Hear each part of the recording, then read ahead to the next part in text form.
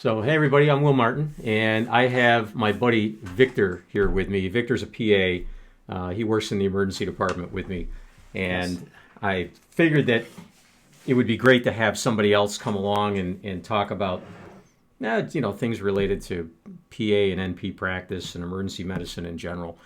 So, Victor, why don't you go ahead and introduce yourself? Tell them a little bit about your background and what got you here. Sure. I've been a PA now for 21 years. Um, been doing emergency medicine for it's going to be 17 years now.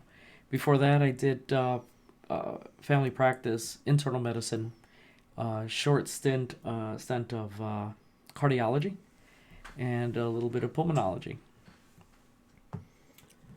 And now you're working in emergency medicine up here with me in New York. Yes. And for those that don't know me, I've been a nurse practitioner since 1996. Primarily, everything that I've done has been emergency medicine or critical care. My first job was working in a medical ICU. And then I went to an urgent care that was more or less a freestanding emergency department. It was open 24 hours a day, and we saw about 40,000 people a year there. And then eventually went to where I work now, which is a level one trauma center with two campuses. And aside from emergency medicine, I also do hyperbaric medicine and wound care. So that's where I'm at. I've been a nurse since December of 1989, so it's been a long time. And I've also been a paramedic for the majority of those years. I did let it go for a while, but I'm recertifying my paramedic right now. And as a matter of fact, Victor, I rejoined the fire department, and I just I bullied Victor into joining the fire department with me too. So we're in the local volunteer fire department together, which is a lot of fun. I did do EMS for 12 years, and both private and volley. So that was a lot of fun. 12 years Yeah. you were doing it? Yeah. Well, I tell you, I think it was probably the best job I ever had, but I was also a lot younger then too, so everything seems a lot better Yes. when you're going back a few years. So what I was thinking is, aside from introducing each of us, let's talk about why we went into this business. Why did we go into becoming a PA or a nurse practitioner? You first. I've always loved medicine. I've always been fascinated with science. My past life, I have a major in biology and neuroendocrinology. Used to do some research, and I felt that I wanted to expand that. I wanted to be able to really take care of people. I grew up in a very underserved neighborhood where medical providers were poor at the very best. It's how they were doing the residency, and then they were gone. And I wanted to provide better care for people who need it.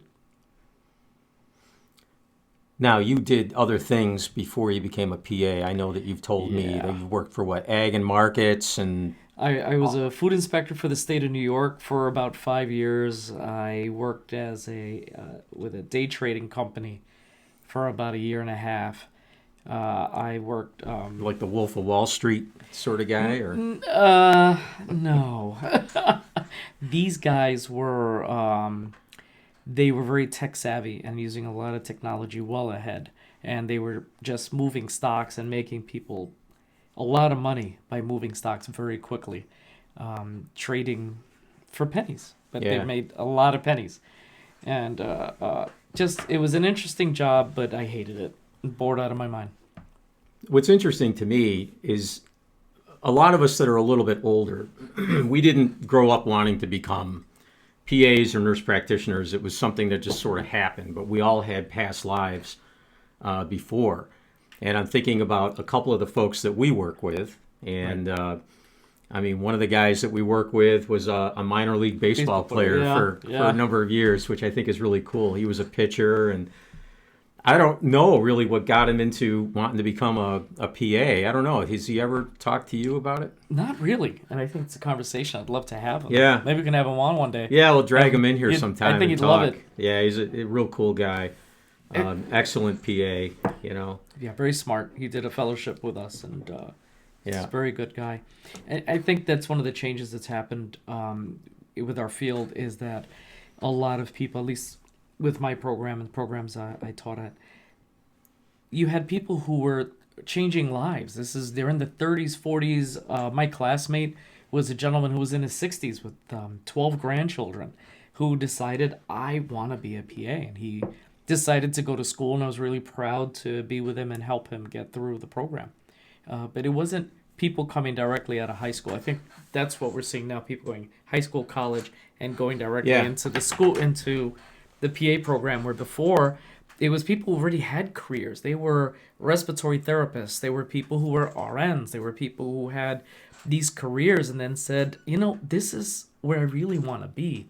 And I think that Yeah. makes you a much better provider when you are drawn to something because you love it, not because you're looking to an idealized view of a profession that you think you would want to be in. Yeah, I don't think I was drawn to it because I necessarily loved it, to be honest. I mean, all I wanted to do when I graduated high school, my plan was to go to college, and I was thinking about becoming a mechanical engineer or something along that. Cool. Yeah, that lasted for about a year, and I did horrible. My first year of college, I just did horrible. I really just wanted to ride on fire trucks and ambulances and that sort of thing. So that's what I did. I was an EMT right out of high school, and for the very first paramedic class that we had in upstate New York, I sat for that, went through that class, became a paramedic, and I figured, okay, this is what I'm going to do.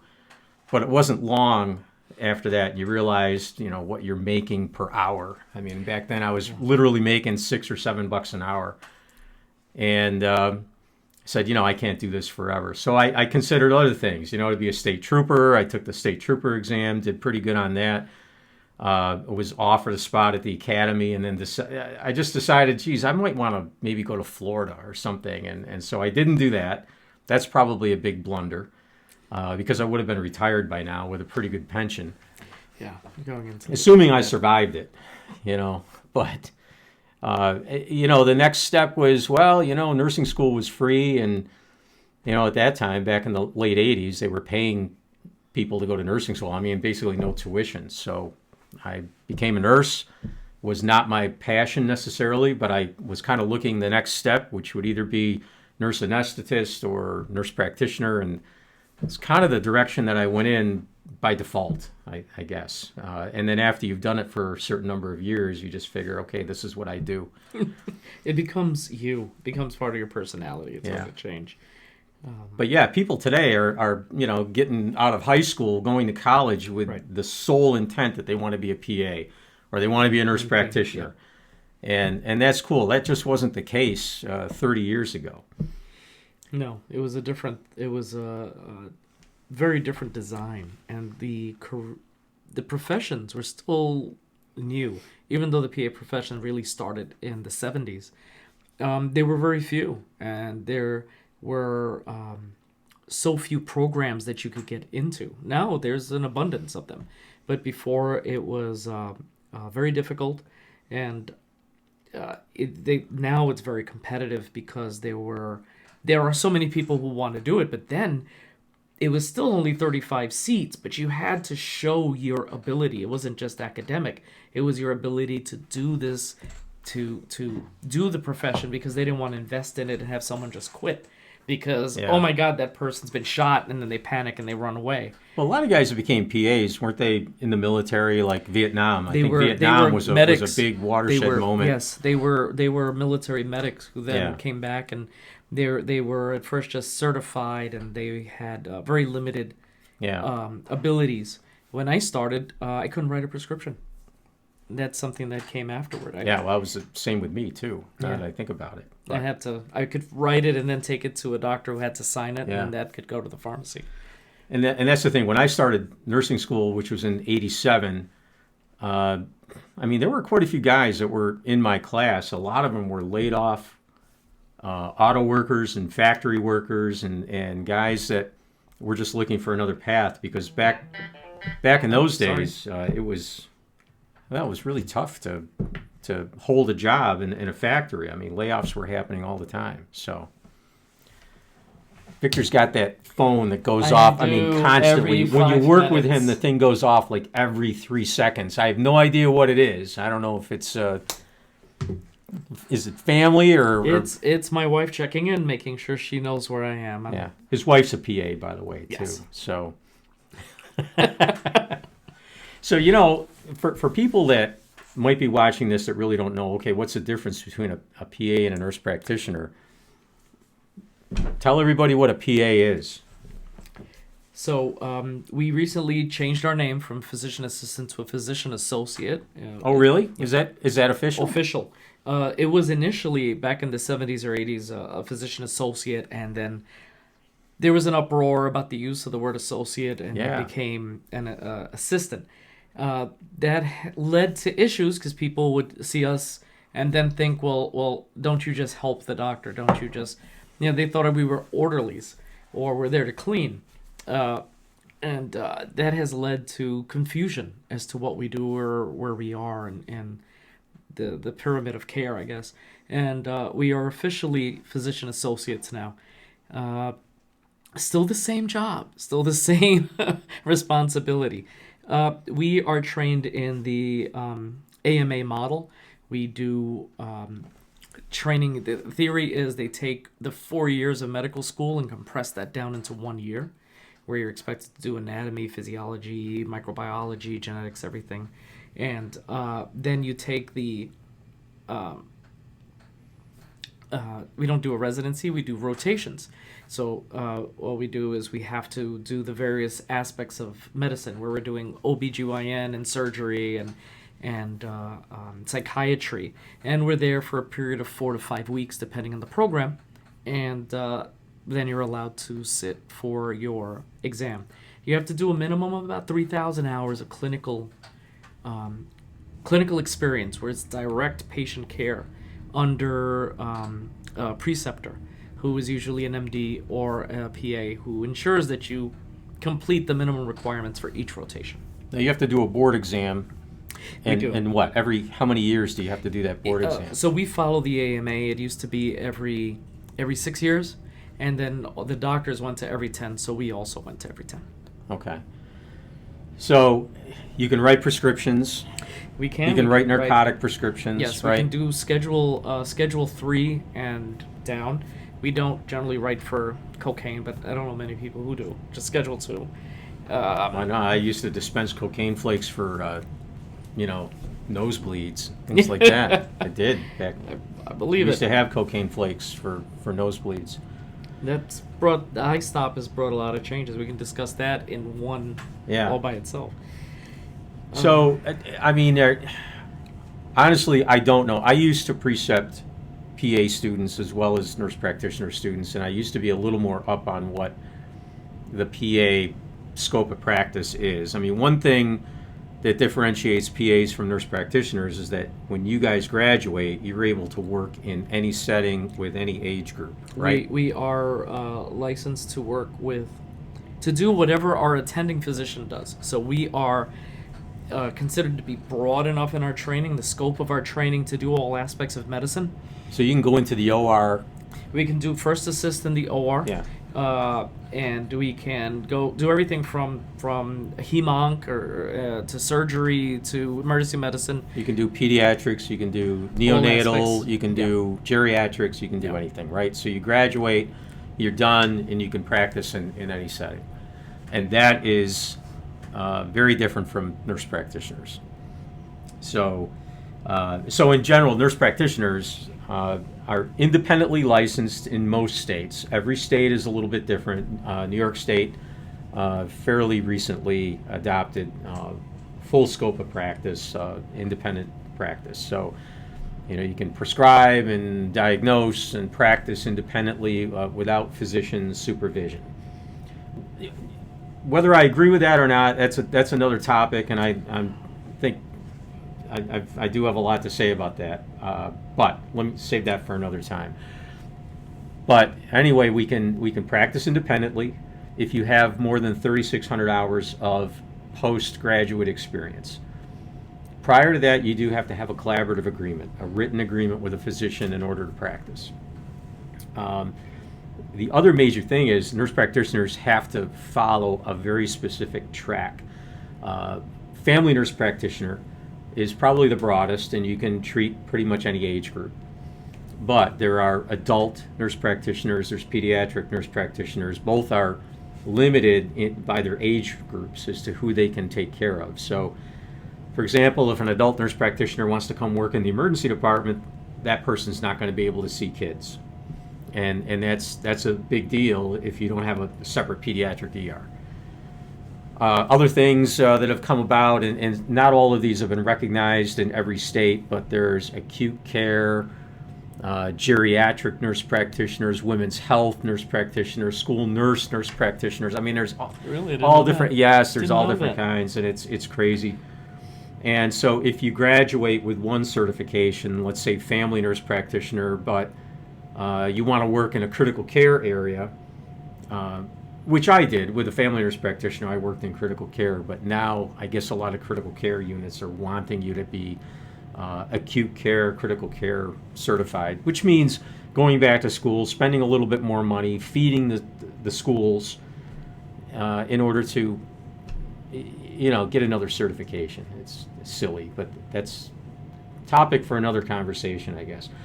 But I guess that's one of the big differences is licensure. Nurse practitioners are limited as to their scope of practice unless you're family. You can pretty much see anything. But nurse practitioners can't go work in the operating room unless they become an RN first assist. That's a whole separate track that you have to do.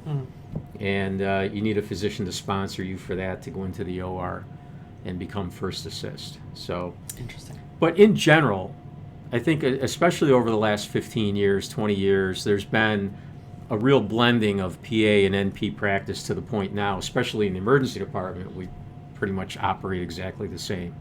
The biggest difference being that we still require a physician signature on our charts, so we have to assign an MD or DO, a doctor to our charts, which have to be co-signed. Now, is that everywhere, or is that just in like our hospital? No, it is. It was nationwide. Certain states have been adopting the I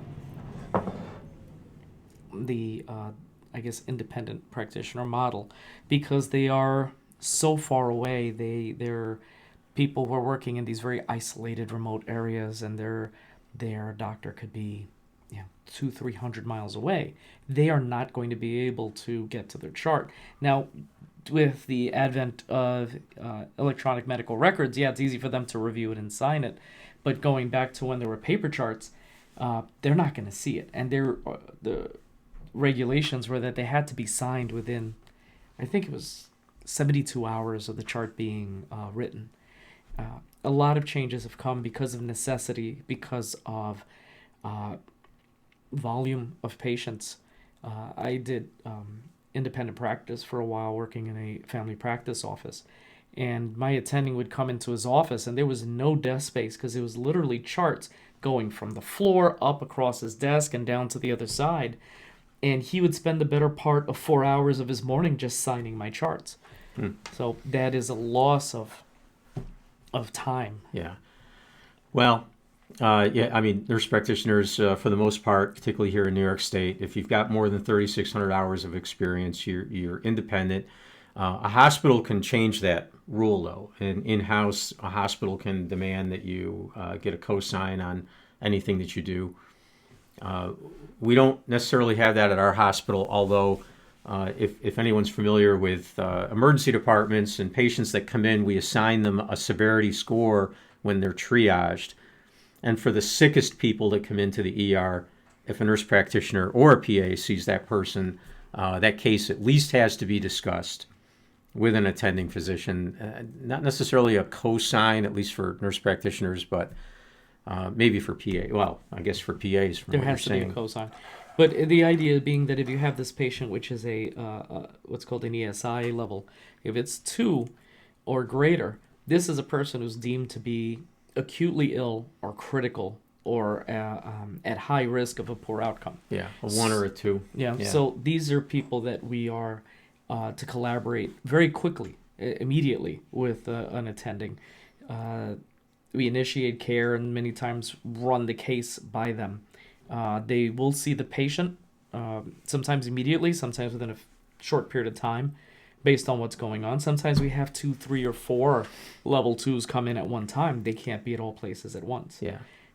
That's where your experience as the term now APP becomes essential, because you need to manage that patient until that attending can review what's going on and make recommendations. The one thing that I want to be clear about to anybody that watches this that might be a patient or might be concerned about a PA or a nurse practitioner taking care of them, and the way that I look at it is that we're a team. The physician, the PA, the NP, the nurses, a team. You're never going to be taken care of by one person.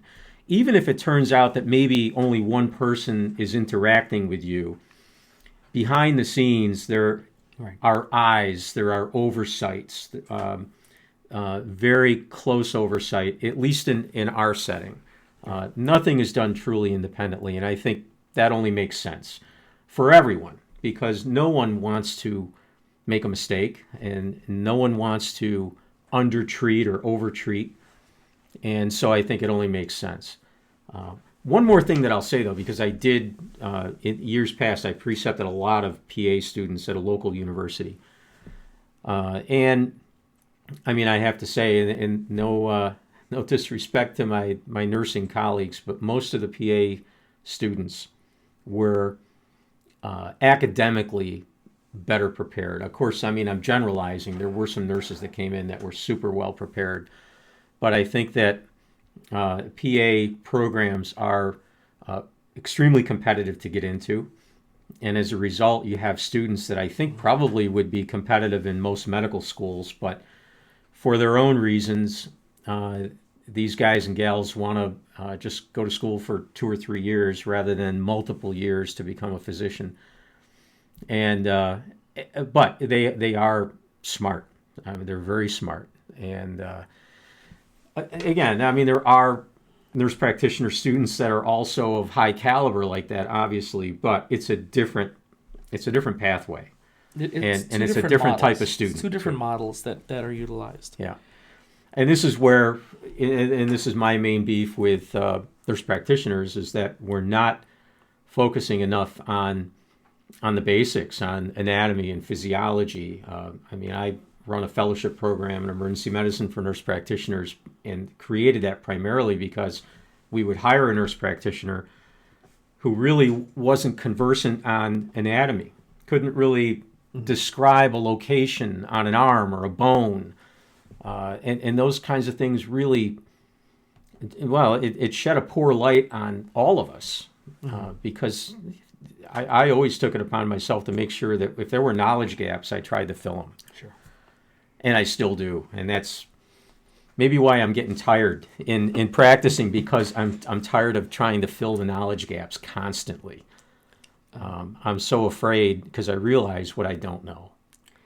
I had the benefit of teaching for an NP program for a short period of time. I was precepting for them, and it was emergency medicine. And the program really appreciated that the first week I would take these students and get them up to speed on being conversant in medicine. You're seeing a lot of patients. You're very busy. You're on the go. You have no time to breathe, let alone go through a very winded discussion regarding a patient. We speak in very few words that give you all the data that you need to give regarding this patient.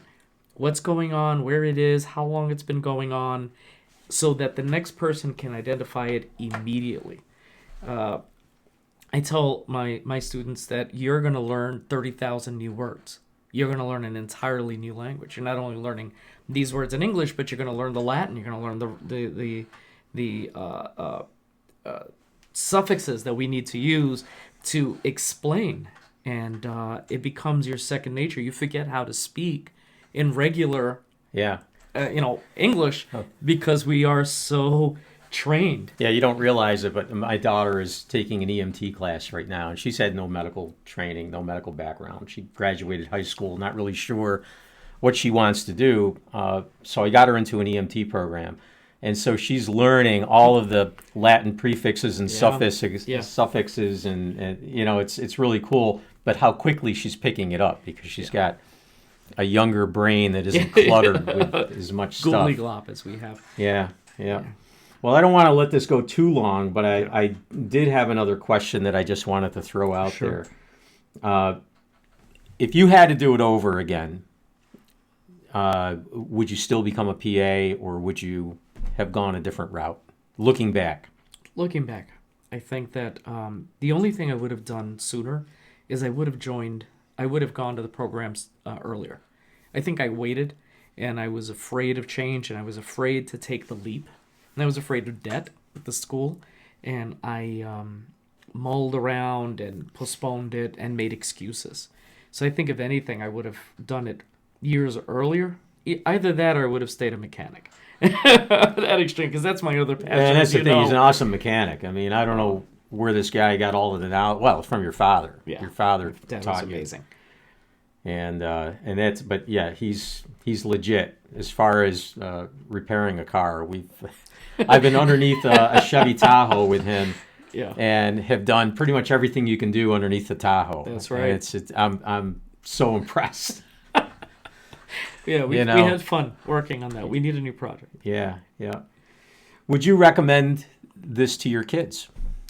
I have told my kids that this is truly a passion, and I tell them don't do it if you aren't going to love it, because you're not always going to be paid what you think you're worth, and you may work long hours, and you're going to not be home for things, but you have to have the passion. I want them to do whatever's their passion. My daughter just recently told me she wants to go into medicine, and she wants to go into a very specific field of medicine.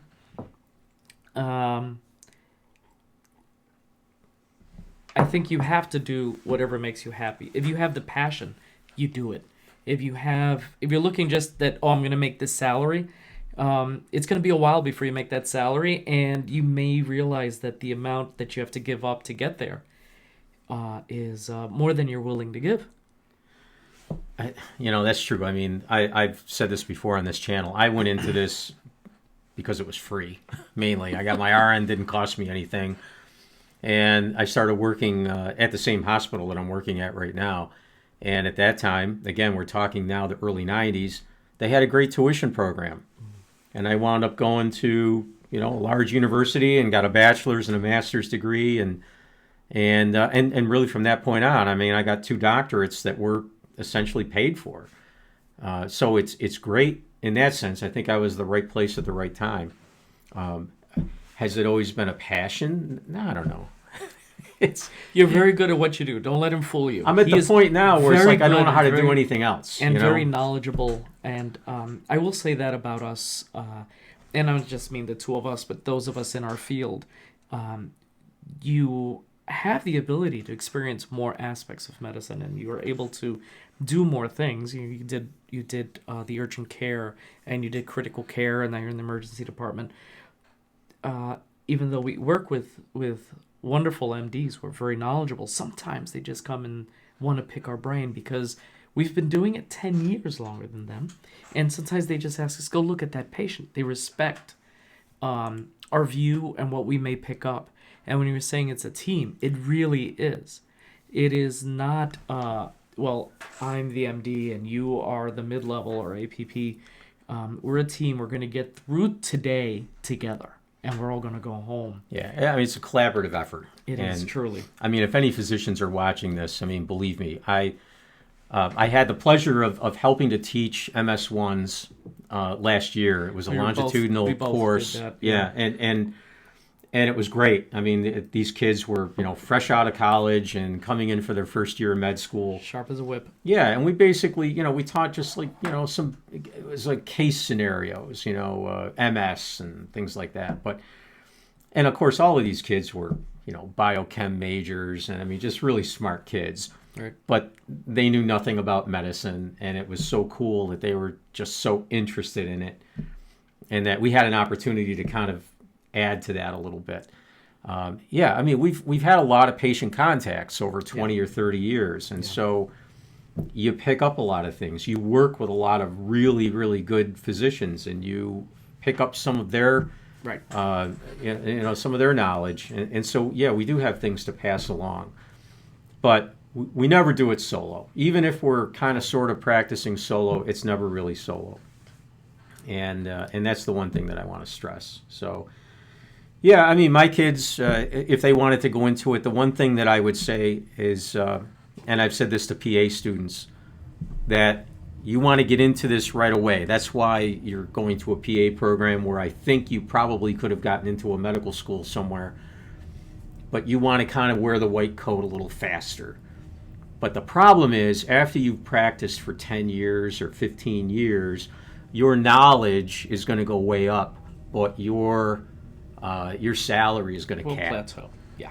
And you're not going to go above that. And I think I see that now, working with a lot of PAs in particular, that all of a sudden they realize, like, geez, I have all of these skills and all this knowledge, and yet my salary is kind of capped, and it's not really going to go much higher, and that leads to a lot of frustration. So something to keep in mind if you are contemplating becoming a PA. Now, again, you can become a PA or a nurse practitioner for that matter, and then decide to go to medical school. And we've got quite a few examples that we work with of folks that were nurses. One in particular that I know that was a nurse, and we've had a couple PAs that went on to med school. So that can happen too. And there's also the opposite. I know of 3 people who were MDs and decided to go back and become PAs so that they could do a completely different field. These are emergency medicine doctors who were tired of emergency medicine and wanted to do orthopedics. I had not heard that before. Yes, and they went to PA school so they could do orthopedics without having to do a fellowship. Oh my God.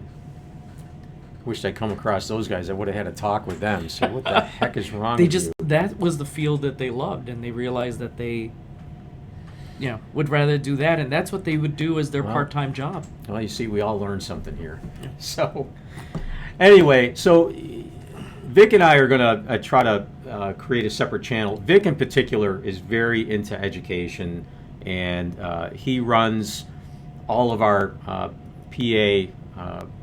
preceptorship experiences in the emergency department for all the local universities.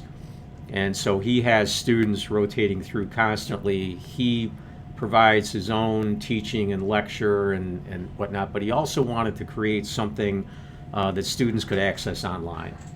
And I said, well, the first thing maybe we could do is you could come on my channel and introduce yourself, and then eventually, kind of skip over to a separate channel that's just dedicated just to teaching. And so that's ultimately what we're going to do. We're probably still going to sit here and just kind of talk about this once in a while, because it is kind of fun. I don't get to see you and talk to you very much, because either we work opposite, or if we're working together, we're running in opposite directions. Yeah, we're don't really get a chance to talk a whole lot. So anyway, I want to say thank you to all of you who are watching this, and I hope you found it informative. And if you're using it to get to sleep at night, that works too. So, yeah, I listen to trials. I listen to like testimony and trials. I mean, that puts me to sleep. So that's my sleeping pill every night after a long day at work. So, frustrated lawyer, should have gone to law school. Oh well, that's another topic too. All right. Thank you very much. We'll talk to you again soon. Okay. Bye. Bye.